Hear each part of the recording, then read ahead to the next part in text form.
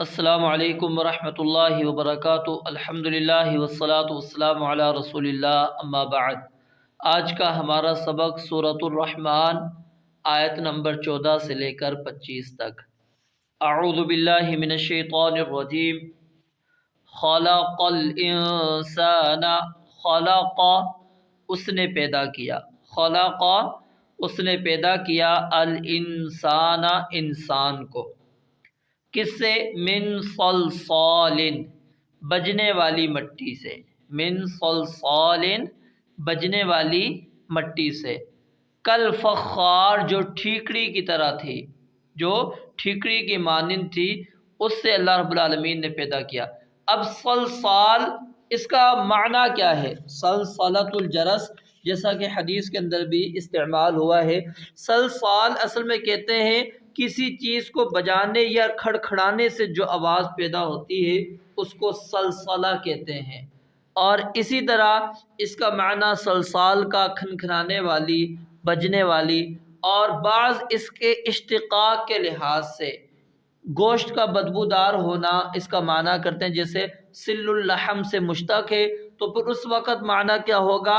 بدبودار مٹی سے پیدا کیا۔ خلق الانسان، اس نے پیدا کیا انسان کو۔ شروع کے اندر بھی ہم نے پڑھا تھا الرحمن علم القرآن خلق الانسان، دوبارہ اللہ تعالیٰ نے یہاں پر تخلیق انسانیت کا ذکر کیا کہ خلق الانسان، اس نے انسان کو پیدا کیا۔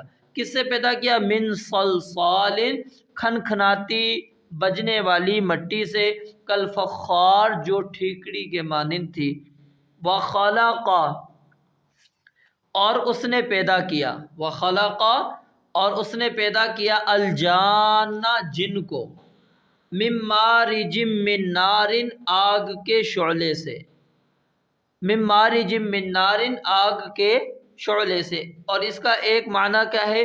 خالص النار، یعنی خالص آگ سے پیدا کیا۔ امام طبری رحمہ اللہ نے من مارج من نار کا تھوڑی سی وضاحت کی ہے۔ وہ کہتے ہیں کہ ایک دوسرے سے جو ملی جلی جو آگ ہوتی ہے، یعنی جس کے اندر سرخ آگ بھی ہو، زرد آگ بھی ہو اور سبز رنگ کی آگ ہو، وہ مراد ہے۔ مراد کیا ہے؟ آگ کا شعلہ یا اس کی نوک۔ خلق الجان اور پیدا کیا جن کو، من مارج من نار آگ کے شعلے سے، فَبِأَيِّ آلَاءِ رَبِّكُمَا تُكَذِّبَانِ۔ یہ آیت پیچھے آپ نے آیت نمبر 13 کے اندر پڑھی تھی، لیکن ہم نے اتنی وضاحت وہاں پر نہیں کی تھی، تو یہاں پر آپ کو میں تھوڑی سی وضاحت کر دیتا ہوں۔ پہلے ترجمہ سن لیں۔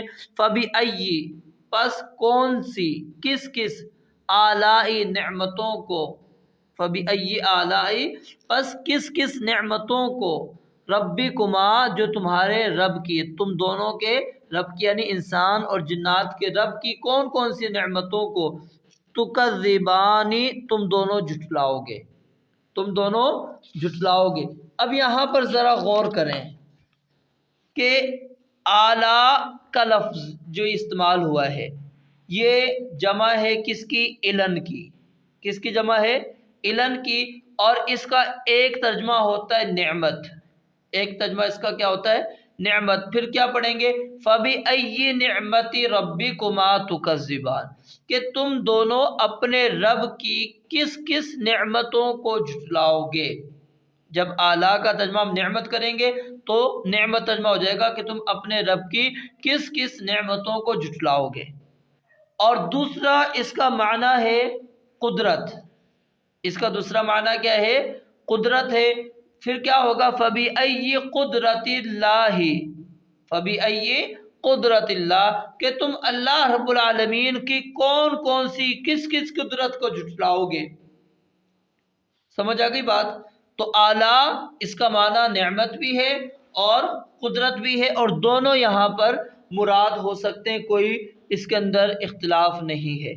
اب یہاں پر ایک بات مفسر سلیمان الجمل نے نقل کی ہے کہ نعمتوں کے بیان اور ان کی یاد دہانی کے لیے یہ آیت مبارکہ فَبِأَيِّ آلَاءِ رَبِّكُمَا تُكَذِّبَانِ 31 مرتبہ دہرائی گئی ہے۔ کتنی مرتبہ؟ 31 مرتبہ دہرائی گئی ہے۔ یہ چیز نوٹ کر لیں، یہ آپ سے پوچھی جائے گی، ٹھیک ہے؟ تو 31 مرتبہ یہ دہرائی گئی ہے، اور یہ ایسے ہی ہے جیسے کسی آدمی نے کسی پر احسان کیے ہو اور پھر ان احسانوں کو وہ نہ مانتا ہو، تو اسے بندہ وہ کہتا ہے کیا تو فقیر نہیں تھا، میں نے تجھے مال دیا ہے، کیا تو اس کا انکار کرتا ہے؟ پھر اس کو بندہ کہتا ہے کیا تو ننگا نہیں تھا، میں نے تمہیں لباس پہنایا، کیا تو اس کا بھی انکار کرتا ہے؟ تو یہ یعنی کہ اس انداز سے اللہ رب العالمین نے یہاں پر اس لیے بار بار ذکر کیا۔ اور پھر یہاں پر ایک اور نقطہ انہوں نے بیان کیا کہ اللہ تعالیٰ نے 8 مرتبہ یہ آیت 8 مرتبہ یہ آیت ان آیات کے بعد دہرائی ہے جن میں اس کی مخلوق کے عجائب اور ان کی ابتدا اور انتہا کا تذکرہ موجود ہے۔ پھر جہنم کے دروازوں کی تعداد کے مطابق 7 مرتبہ ان آیات کے بعد دہرائی ہے جن میں آگ اور اس کی ہولناکیوں کا تذکرہ ہے۔ پھر جنت کے دروازوں کی تعداد کے مطابق 8 مرتبہ 2 جنتوں کے وصف میں اسے دہرایا ہے۔ پھر ان 2 جنتوں کے علاوہ دوسری 2 جنتوں کے وصف میں 8 مرتبہ پھر دہرایا ہے۔ تو جو شخص پہلی 8 چیزوں کا عقیدہ اور یقین رکھے گا اور ان کے تقاضوں پر عمل کرے گا، وہ اللہ کی طرف سے ان 8 نعمتوں کا مستحق ہوگا، اور اللہ تعالیٰ اپنے فضل و کرم کے ساتھ اسے اس پہلی 7 جو عذابات کا اللہ تعالیٰ نے تذکرہ کیا جہنم کا، اس سے اللہ رب العالمین کیا ہے اس کو محفوظ کر لیں گے۔ اب پھر یہاں پر ایک سوال پھر پیدا ہوتا ہے کہ اس صورت کی کئی آیات میں جہنم اور عذاب کا بھی ذکر ہے، تو ان کے بعد بھی فَبِأَيِّ آلَاءِ رَبِّكُمَا تُكَذِّبَانِ کہنے میں کون سی نعمت یاد دلائی جا رہی ہے؟ تو اس کا جواب کیا ہے کہ اعلیٰ کا، جیسا کہ میں نے آپ کو بتایا کہ ایک معنی کیا ہے قدرت، ٹھیک ہے؟ تو اللہ تعالیٰ کی جہاں صفات اور جہنم اور عذاب کے بیان کے بعد ہوگا تو وہاں پر اللہ رب العالمین کی قدرت مقصود ہوگی، اور عذاب آنے سے پہلے اور اس کے متعلق خبردار کر دینا یہ اللہ تعالیٰ کی کیا ہے بہت بڑی نعمت ہے کہ بندے کو اللہ رب العالمین نے اس سے پہلے اس کو ڈرا دیا تاکہ وہ اپنے آپ کو بچا لے۔ تو فرمایا فَبِأَيِّ آلَاءِ رَبِّكُمَا کہ تو اپنے رب کی نعمتوں میں سے کس کس نعمتوں کو تُكَذِّبَانِ تم دونوں جھٹلاؤ گے، یعنی انسان اور جن کو اللہ فرماتے ہیں تم کون کون سی نعمتوں کو جھٹلاؤ گے۔ رب المشرقین، رب ہے دونوں مشرقوں کا، رب المشرقین رب ہے المشرقین دونوں مشرقوں کا، ورب اور رب ہے المغربین دونوں مغربوں کا، دونوں مشرقوں کا اور دونوں مغربوں کا۔ یاد رکھیے سورج ہمیشہ مشرقی سمت کے درمیان سے طلوع نہیں ہوتا، بلکہ گرمیوں کے موسم میں اس کا مشرق شمال کی طرف سرکتا جاتا ہے اور سردیوں میں جنوب کی جانب، اور اسی طرح سورج کے طلوع ہونے کی جگہ بھی الگ الگ ہوتی ہے، یعنی سورج سال بھر 365 جو دن ہے اس کے مشرق مختلف ہیں، اور یہی حال اس کے مغربوں کا ہے، غروب ہونے کا بھی ہے۔ تو اس کے مطابق اللہ تعالیٰ نے سورہ صافات کے اندر اپنی صفت بیان کی تھی کہ رب المشارق، کہ وہ رب ہے مشارق کا، اور اسی طرح سورہ معارج آیت نمبر 40 کے اندر اللہ رب العالمین نے فرمایا برب المشارق والمغارب، اور یہاں پر کیا ہے المشرقین تثنیہ ہے، تو اس سے مقصود کیا ہے سردی اور گرمی کے آخری جو 2 مقامات ہیں اس کا اللہ رب العالمین نے ذکر کیا کہ اس لحاظ سے اللہ رب العالمین ان کا رب ہے۔ رب المشرقین رب ہے دونوں مشرقوں کا، ورب المغربین اور رب ہے دونوں مغربوں کا۔ فَبِأَيِّ آلَاءِ رَبِّكُمَا تُكَذِّبَانِ تو اپنے رب کی نعمتوں میں سے کس کس کو تم دونوں جھٹلاؤ گے۔ اب یہاں پر سورج کے طلوع اور غروب، اس کی گردش، اس کے جو متعدد مطالع ہیں، اس کے متعدد مغارب ہیں، یہ اللہ تعالیٰ کی کیا ہے بے شمار قدرتیں ہیں۔ اور پھر اسی طرح موسموں کا بدلنا، بارشیں برسنا، برف گرنا، بے شمار قسم کی فصلیں اگنے، اور انسان کی راحت اور آرام کے بے حساب سامان مہیا کرنے کی بے شمار نعمتیں ہیں۔ یہاں پر اللہ رب العالمین ان نعمتوں کا رب المشرقین و رب المغربین کے ذریعے سے یاد دہانیاں کروا رہے ہیں۔ اللہ رب العالمین کے ان ساری نعمتوں کو اپنے مد نظر رکھو۔ پھر آگے اللہ رب العالمین نے فرمایا مرج البحرین یلتقیان، اب ذرا غور کریں मराजा उसने मिला दिया, मराजा उसने मिला दिया किसको?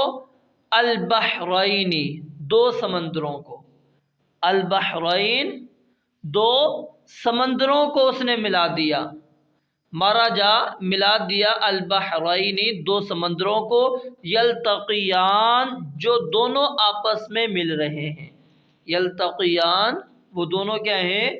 आपस में मिल रहे हैं, बैनहुमा इस हाल में कि उन दोनों के दरमियान, बरज़ख़ुन एक पर्दा है, एक आड़ है, ला यबग़ियान कि वो आगे नहीं बढ़ते, ला यबग़ियान वो आगे नहीं बढ़ते। यहाँ पर अल्लाह रब्बुल आलमीन ने फरमाया कि दो समंदर हैं जो आपस में मिल रहे हैं, लेकिन उसके बावजूद ये नहीं है कि वो खारा पानी मीठे में, मीठा पानी खारे में नहीं, बिल्कुल उनके दरमियान में क्या है?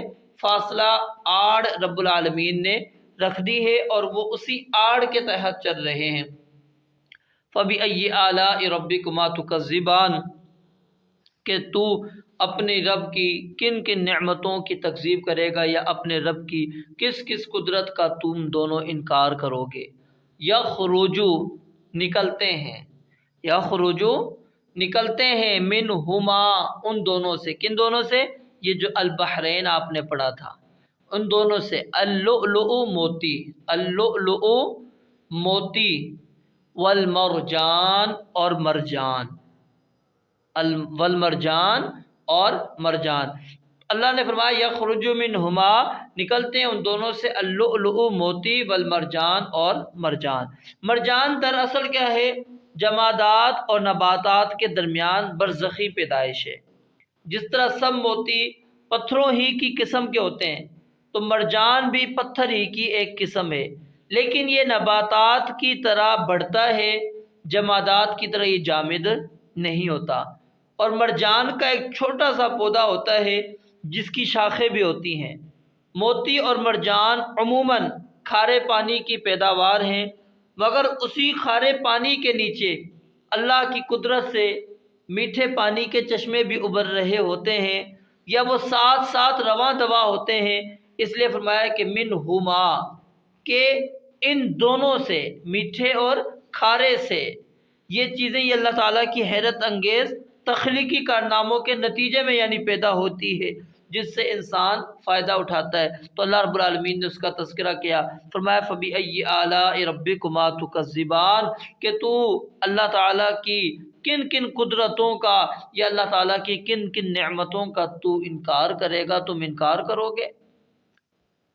वलहू और उसी के लिए, वलहू और उसी के हैं क्या? अलजवार जहाज़, अलजवार जहाज़, अलमुनशाआत बादबान उठाए हुए, अलमुनशाआत बादबान उठाए हुए, फिल बहरी समंदर में, फिल बहरी समंदर में, कल अअलाम पहाड़ों की तरह, कल अअलाम पहाड़ों की तरह। फ़बिअय्यि आलाइ रब्बिकुमा तुकज़्ज़िबान तो अपने रब की नेमतों में से किस किस नेमतों को तुम दोनों झुटलाओगे। अब ये आखिरी आयत की तफसीर ज़रा देख लें, वलहुल जवारिल मुनशाआत। अब यहाँ पर लफ्ज़ अल मुनशाआत, ये अनशा युनशिउ बाब फ़आल से है, इसका माना क्या होता है? बनाना। तो यानी पहाड़ों जैसे लंबे चौड़े और कई मंजिला ऊंचे बहरी जहाज़ जो बनाए गए हैं। तो यहाँ पर अल्लाह रब्बुल आलमीन ने दरअसल बहरी जहाज़ बनाने का तरीक़ा सिखाने की नेमत की याद दहानी कराई है कि अल्लाह ताला के सिखाने से इंसान छोटे छोटे टुकड़े जोड़ता है, उससे फिर कितना बड़ा बहरी जहाज़ बना लेता है। और इसी तरह इमाम मुजाहिद रहमहुल्लाह ने अल मुनशाआत का एक तर्जमा ये भी नकल किया है कि वो जहाज़ जिसके बादबान उठाए हुए हों वो मुनशाआत होता है, और जो उनके बादबान उठाए हुए ना हो तो वो मुनशाआत नहीं कहलाता। तो जब तक इंजन की ईजाद नहीं हुई थी उससे पहले बहरी जहाज़ों का सफ़र वो हवाओं के मुवाफिक उसके ज़रिए से होता था कि ऊंचे ऊंचे सुतूनों के साथ कपड़े बांध दिए जाते थे ہوا انہیں دھکیلتی ہوئی منزل مقصود تک پہنچا دیتی تھی، ان کو بادبان کہتے تھے، کیونکہ باد کا معنی کیا ہوتا ہے؟ ہوا، اور اسی وجہ سے اس کو بادبان کہتے تھے۔ اگر کہیں رکنا مقصود ہوتا تو کپڑے اکٹھے کر دیتے، اس کو بادبان گرانا کہتے تھے۔ تو اس لحاظ سے اللہ رب العالمین نے فرمایا کہ یہ اللہ کی بڑی نعمت ہے، وَلَهُ الْجَوَارِ الْمُنشَآتِ، کے اسی کے جہاز ہیں جو بادبان اٹھائے ہوئے سمندر میں پہاڑ کی طرح چل رہے ہیں، یعنی کہ کون ہے جو اتنا ہزاروں ٹن وزنی کے باوجود سمندر کے سینے پر قائم رکھا ہوا ہے، ڈوبتا نہیں ہے وہ، سامان بھی اس کے اندر موجود ہے، لوگ بھی موجود ہیں، دور دراز کا سفر کرتے ہو، کون بچاتا ہے؟ یہ اللہ رب العالمین کی ذات ہے۔ اس لیے فرمایا کہ اللہ کی کن کن نعمتوں کی تم تکذیب کرو گے، اللہ کی کن کن قدرتوں کا تم انکار کرو گے۔ اللہ رب العالمین سے دعا ہے رب العالمین سمجھنے اور عمل کرنے کی توفیق عطا فرمائے۔ وآخر دعوانا الحمدللہ۔